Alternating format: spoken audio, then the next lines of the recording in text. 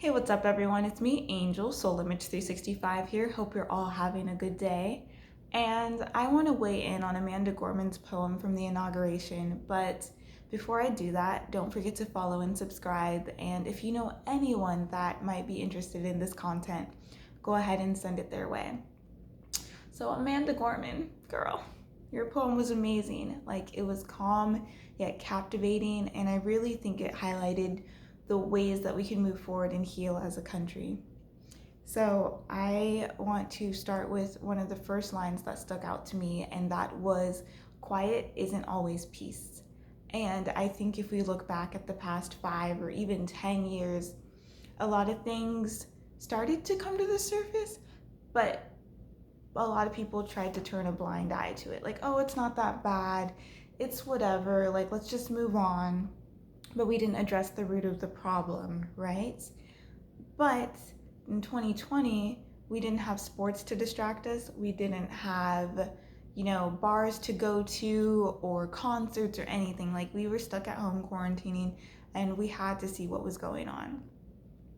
And as a result, that brought a notion for change and a notion for healing. So there's that portion. And I think it's very important because when you try to kick things under the rug or you try to just move on without addressing a problem, it's gonna come back. Like, I've liked to use the metaphor that it's almost like America had a cut, a deep, deep cut, but we've tried to put a band-aid on it without any anesthetic or anything. We just wanted a quick fix. We didn't take time to heal.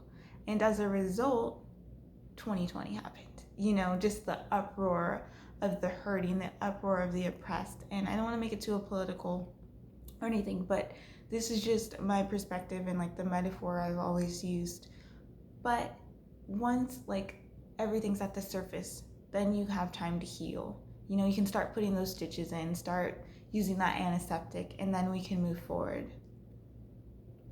And moving forward is not about perfection. And that's one of the things that Gorman highlighted in her poem. And I'll read it here. It is, but it doesn't mean we are striving to form a perfect union. It means we are striving to forge a union with purpose.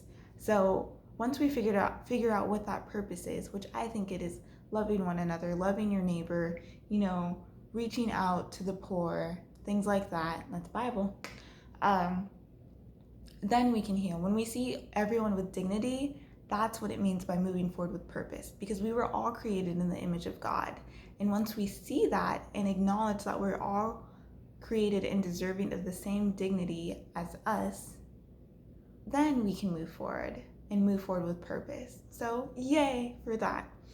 And the last thing that I want to highlight in Gorman's poem was her 3 R's. So towards the end of her poem, she said, we can rebuild, we can reconcile, and we can recover. And rebuild. So we can rebuild from the rubble. And we definitely saw things go in a crazy direction even a couple weeks ago, right? Everything has turned to rubble, right?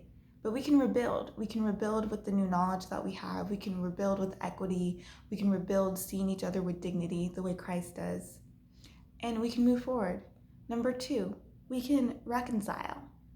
We can join together. We can build bridges instead of burning them. Because another thing, scripture says, a house divided cannot stand. And we saw that. We saw that in politics. We saw that in the church. We can even see that in our own lives if we have conflicting thoughts all the time trying to pull us down. You're not going to go anywhere. Sometimes I like to think of it as a finger trap, and you're trying to pull your fingers out of that trap, but you're dividing. There's a science to getting your fingers out of the finger trap. And, again, if you're dividing, you're not going to move anywhere, you will not stand. So let's work to build bridges and not burn them. And the last thing, we can reconcile. Oh no, I'm sorry, I lied. The last one is we can recover. So through this, and it's going to be hard work. The good work is hard work. Getting something done right is work. It takes time and work and effort. But if we all put it in, we can recover and we can move forward as a country. So that's what I'd like to say about Amanda Gorman's poem. Girl, you're amazing. I love you. and I hope that your poem is used in many classes in the future. All right, have a good day.